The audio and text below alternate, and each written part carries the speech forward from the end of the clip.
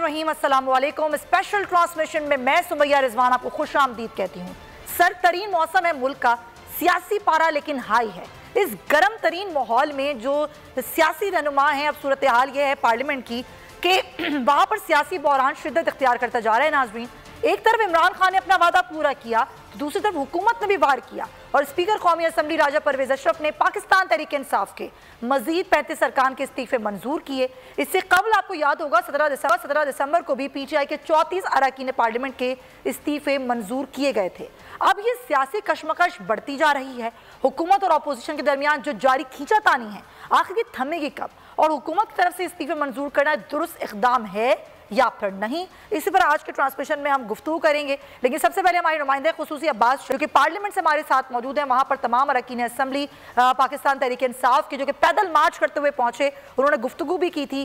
क्या सूरत हाल है उनसे जानते हैं। अब्बास, जब ये 35 इस्तीफे मंजूर हुए और ये जो बिल्कुल किस्तवार मंजूर किए जा रहे हैं, अब वो पार्लियामेंट के बाहर आप मौजूद हैं, तो ये सूरत हाल मैं आपसे जानूंगी। आप मेरे साथ ही रहिए और सिद्दीक जान भी हमें ज्वाइन करें। लेकिन इस वक्त मुझे ज्वाइन करें वाइस चेयरमैन पाकिस्तान तहरीक इंसाफ शाह महमूद कुरैशी साहब। शाह साहब, बहुत शुक्रिया आपके वक्त का। पहले ये मंजूर करते हैं 34 इस्तीफे, फिर मंजूर करते हैं 35 इस्तीफे। ये किस्तवार मंजूरी का अमल जारी है। आज तो आप लोग खुद पहुंच गए पार्लियामेंट। सर देखिए, पहले इन्होंने मंजूर किए हमारे 11 इस्तीफे, जी हाँ, फिर इन्होंने मंजूर किया हमारे 35 इस्तीफे, आज फिर इन्होंने मंजूर कर लिए 35। ठीक, अब स्पीकर साहब कहते थे कि मैं जब तक खुद तसल्ली नहीं करूंगा, मैं जब तक मुझे इत्मीनान नहीं होगा कि किसी दबाव के बगैर दिए गए हैं, मैं इस्तीफे कबूल नहीं करूंगा।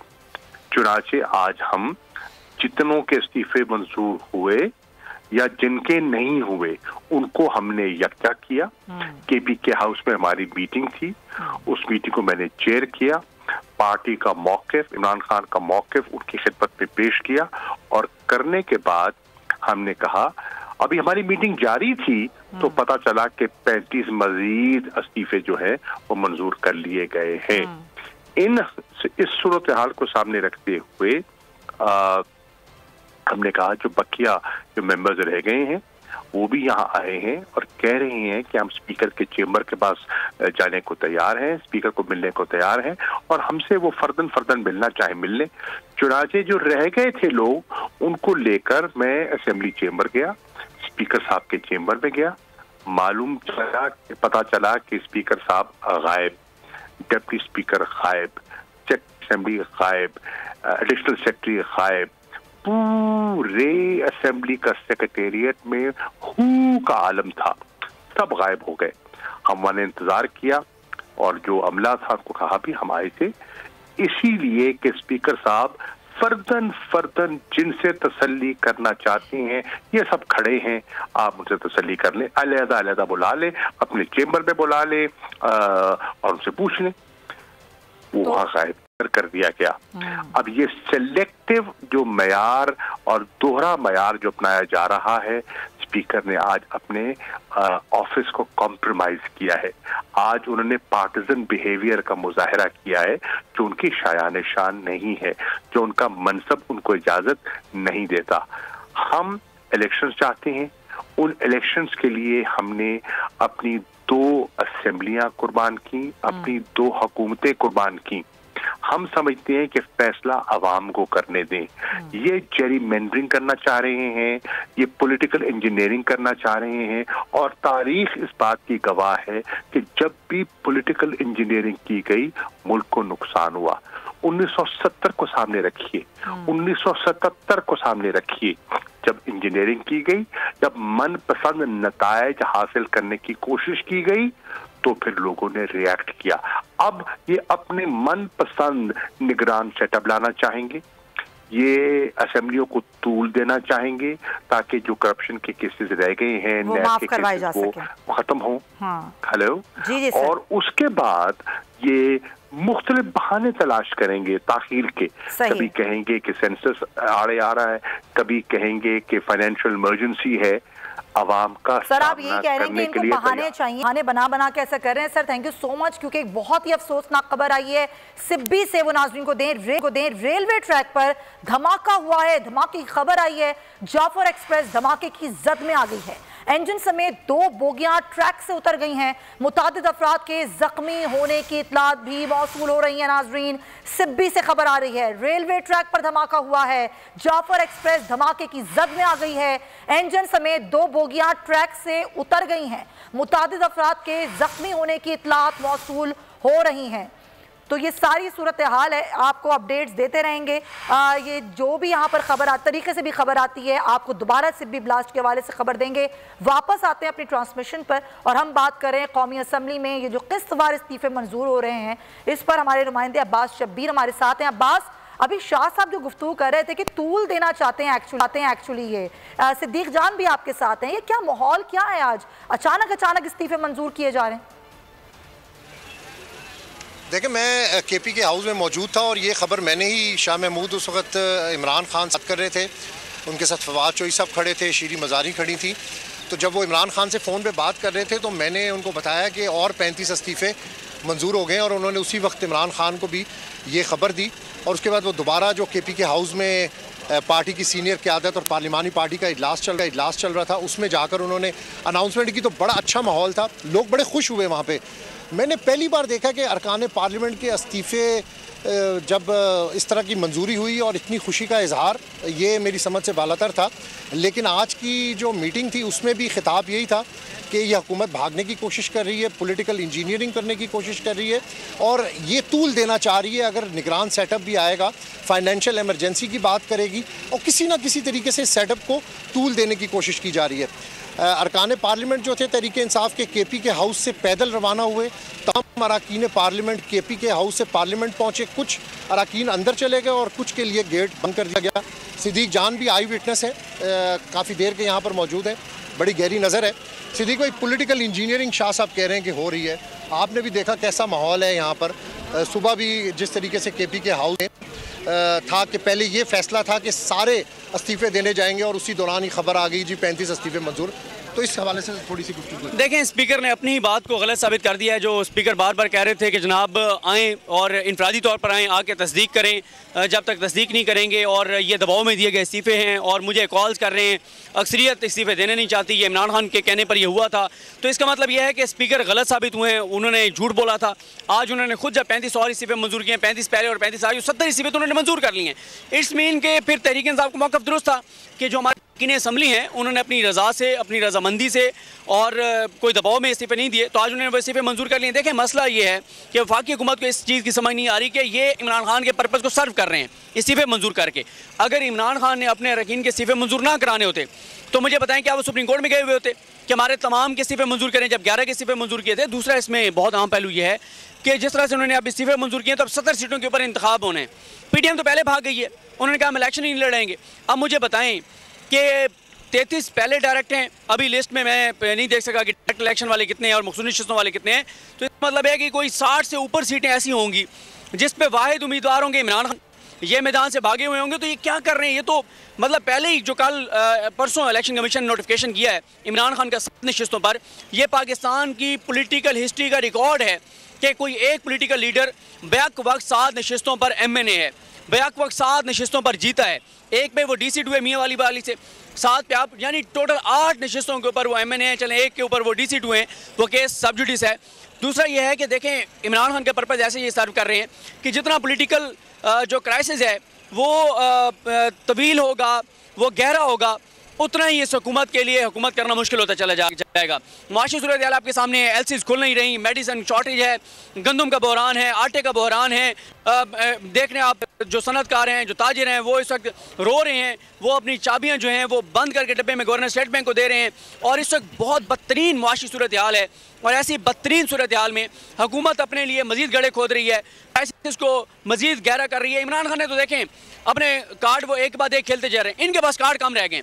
अब देखें ना, 70 इस्तीफे आपने मंजूर कर लिए। आप तो कहते थे कि इस्तीफे देने नहीं चाहते, आप कहते थे एक जब तक नहीं आएगा हम इस्तीफे मंजूर नहीं करेंगे। अब आपने क्यों कर लिए? साथ जो नैब तरमीम वाला केस सुप्रीम कोर्ट में चल रहा है, क्योंकि इस वक्त आप और मैं पार्लियामेंट के बाहर मौजूद हैं, पार्लियामेंट की दीवार के साथ वाली दीवार सुप्रीम कोर्ट की है।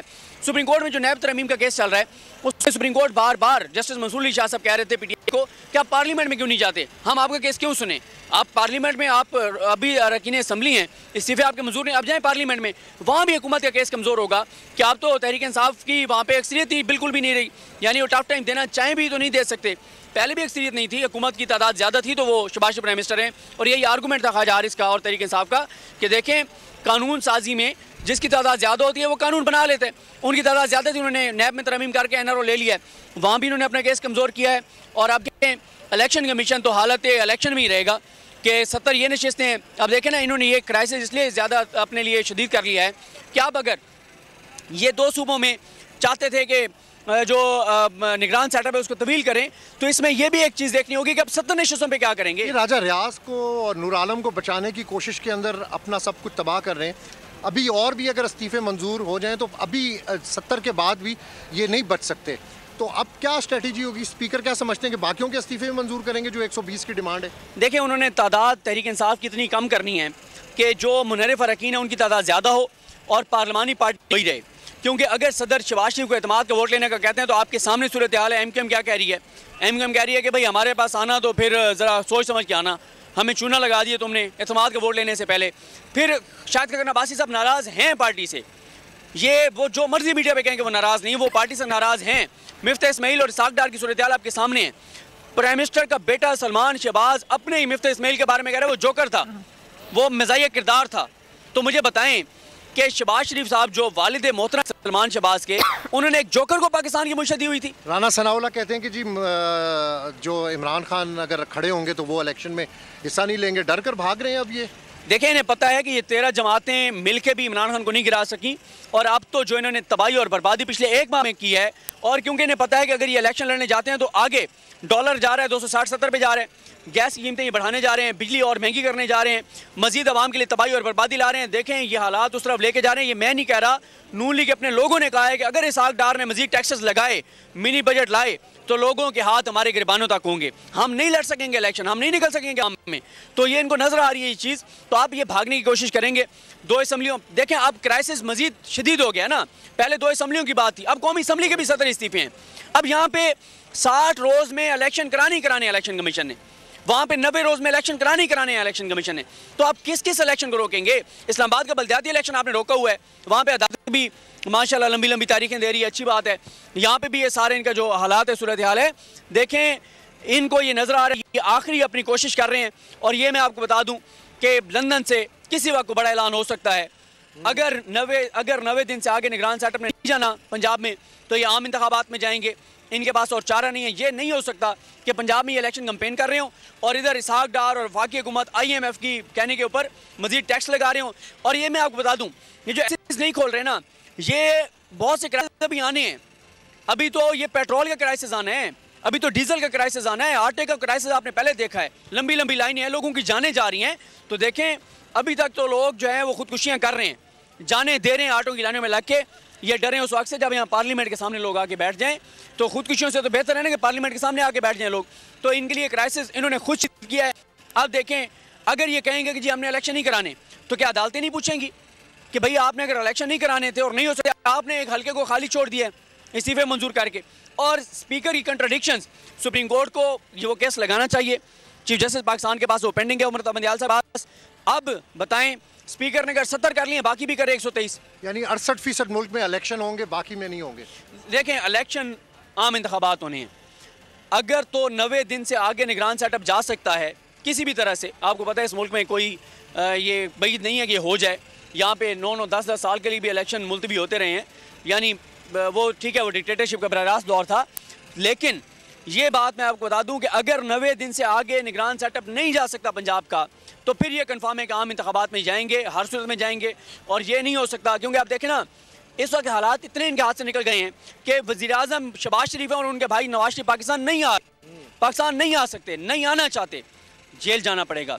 वो कहते हैं जब तक डील ना हो, जब तक ऐसी डील हो कि जज से वो उसी तरह से जैसे जस्टिस मलिक क़यूम साहब के साथ बात हुई थी कि इतनी सज़ा देनी, इतनी, मियाँ साहब कहते हैं उस तरह की अगर यकीन दहानी हो तो वो आएंगे, वरना वो जेल नहीं जाएंगे। यकीन दहानी नहीं हो रही। सिद्दीक जान, थैंक यू वेरी मच। आप जुमे की नमाज़ पढ़ें। शहबाज शरीफ इक़्तिदार से चिमटे रहना चाहते हैं, नवाज शरीफ की पॉलिसी और है। मुल्क जिस बहरान से गुजर रहा है, मुस्लिम लीग नून में ये इत्तेफाक है कुछ सीनियर क़यादत में कि इलेक्शन की तरफ जाना चाहिए, लेकिन जो 92 की इस वक्त काबीना है वो इक़्तिदार में रहना चाहती है। असल प्रॉब्लम ये है। लेकिन तहरीक इंसाफ का बड़ा वाज़ेह मुतालबा है कि आम इंतखाबात हों, ये टोटों के अंदर इंतखाबात नहीं होने चाहिए, क्योंकि 71% इंतखाबात होंगे अगर तहरीक इंसाफ के कौमी असम्बली के इस्तीफ़े मंजूर कर लिए जाते हैं। और सुमैया, ये बताना बड़ा ज़रूरी है कि जब इमरान खान आज शाह महमूद कुरैशी बात चौधरी से बात कर रहे थे तो मैं वहाँ पे खड़ा था, फ़ोन पे बात कर रहे थे, और जब 35 इस्तीफ़ों की उन्होंने खबर दी तो बड़े खुश हुए। उन्होंने कहा कि अच्छा है, इनको चाहिए कि मज़ीद इस्तीफ़े भी हमारे मंजूर करें, हम इस पार्लियामेंट में नहीं जाना चाहते। सिद्दीक जान ने बड़ी ज़बरदस्त बात की कि सुप्रीम कोर्ट कहती है कि आप पार्लियामेंट जाएं, लेकिन स्पीकर आज दरवाजे बंद करके भाग गए हैं, यहाँ पर कोई स्टाफ अंदर नहीं है। ये कोई आईनी तरीका नहीं है। अगर आप इस्तीफ़े मंजूर करना चाहते हैं तो बताएं, इस्तीफ़े मंजूर करें।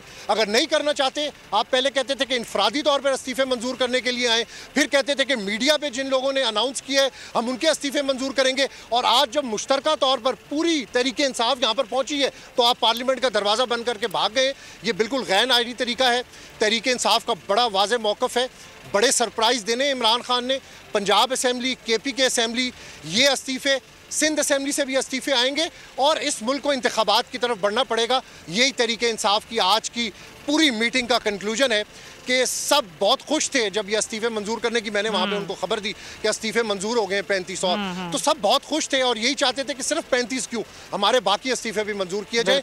तो अब ये इक़्तिदार की लालच में शहबाज शरीफ साहब बैठे हैं अपनी काबीना के साथ। मुस्लिम लीग नून की जो दूसरी क़यादत है वो कहती है कि आप किस भंवर में फंस गए, मुल्क माशी तौर पर अफोर्ड नहीं कर सकता कि आपकी हुकूमत हो, आप अपना गिराफ अपने वोटर्स को, और लेकिन वो वही वोटर्स को संभालने के लिए, अपनी साख बचाने के, हमारे ब्यूरो चीफ हैं खावर अब्बास, हम उनसे बात करते हैं। खावर, अब क्या सूरत हाल है? ये अपने मर्जी के लोग लाना, कभी आहत चीमा का नाम आ रहा है, कभी मोहसिन नकवी का नाम आ रहा है, एक्चुअली लोग चाहते क्या हैं? यहाँ पर भी मामला लटकाना चाहते हैं निगरान सेटअप में?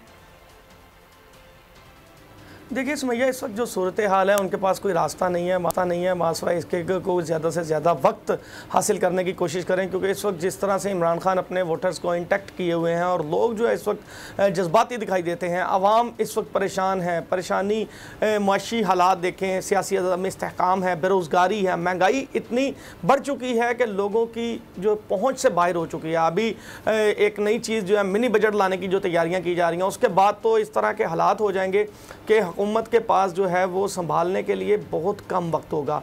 लोग परेशान हैं इससे पहले ही, और इतने टैक्सेस का जो एक नया अंबार लगेगा अगर कोई मिनी बजट आता है तो उससे लोगों के लिए जो इनकी बर्दाश्त है, क़ुव्वत ख़रीद है, वो बिल्कुल ही ख़त्म हो जाएगी। तो ये वो ही सारे टैक्सेस हैं, उन्हीं को मद्देनज़र रखते हुए वक्त को आगे बढ़ाने की कोशिश की जा रही है। और इसीलिए जो है इससे कबल जो 3 नाम आए वो आखिरी दिन तक जो है अपोजिशन की जानिब से मलिक अहमद खान साहब, हसन मुर्तज़ा साहब और जो उनके हैं उनकी जानिब से आखिरी दिन तक कोई नाम नहीं दिया गया, और शाम में जो है वो तकरीबन वक्त ख़त्म होने से, मशावरत का वक्त ख़त्म होने से 2-3 घंटे पहले 2 नाम पेश कर दिए गए। वो मामला आगे चला गया कमेटी के अंदर। अब कमेटी के अंदर जो है वो मेंबराने कमेटी पहुंच गए हुए हैं हुकूमती, जबकि जो चौधरी परवेज़ लाई हैं वज़ीर आला पंजाब, उनकी ज़ेरे सदारत इजलास भी हुआ है, उसमें भी खान भी मौजूद थे, मियां असलम इकबाल भी मौजूद थे, हाशिम जमा बख्त भी मौजूद थे। उनका कहना था कि क्यों इस तरह से रवैया किया जा रहा है। परवेज़ लाई का कहना था कि क्यों सीरियस नहीं है इस वक्त अपोजिशन इस नाम को मुंतखब करने पे, और क्यों इस तरह से टाल मटोल से काम लिया जा रहा है, जबकि अभी भी उनका वही रवैया है कि 3 बजे का तकरीबन वक्त है कि जब मुलाकात होनी। जरा बताइएगा, तस्दीक कीजिएगा, क्योंकि आज का ही रोज है, रात 10 बजे ऐलान करना है कमेटी ने, लेकिन अपनी मर्जी के लोगों के नाम अगर आएंगे तो फिर PTI का रद्द-ए-अमल क्या होगा?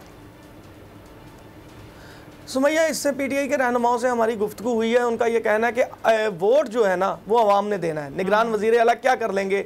जिस तरह से इस वक्त मकबूलियत है तहरीक इंसाफ की, इमरान खान की, लोग इस वक्त जो है अपना वोट डालने के लिए मुंतज़िर हैं, इंतज़ार कर रहे हैं। उनका कहना है कि हमारी अली साई से भी गुफ्तगू हुई थी इस हवाले से। उनका कहना है कि अगर अपनी मर्जी का एम्पायर भी लाना चाहते हैं तो हमें फ़र्क नहीं पड़ता, मैच फिर भी इमरान खान के हक़ में होगा। जबकि दूसरी जानिब जो चौधरी परवेज़ लाई हैं उनकी जानिब से इन खदशात का बिल्कुल दिया गया कि अगर ये इसी तरह से गैर सियासी और से गैर जो है वो सीरियस रवैया इनकी जानिब से रखा गया तो उनका ये कहना था कि वो अदालतों से रजू भी कर सकते हैं। तो अभी ये मामला 3 बजे जो पंजाब असम्बली है इसमें मीटिंग है, इस हवाले से निगरान वज़ीर आला के तकर्रुर के हवाले से देखें अब इसमें मामला क्या बनता है, और अगर ये मामला नहीं बनता तो फिर ये मामला ऑब्वियसली इलेक्शन कमीशन की जानिब जाएगा। इलेक्शन कमीशन के पास 48 घंटे में इलेक्शन कमीशन उसका ऐलान भी कर देगा। तो आपको लगता है कि इलेक्शन कमीशन भी कोई पार्टी बनकर ऐलान नहीं करेगा? ये इस पर क्या इत्तलात हैं आपकी?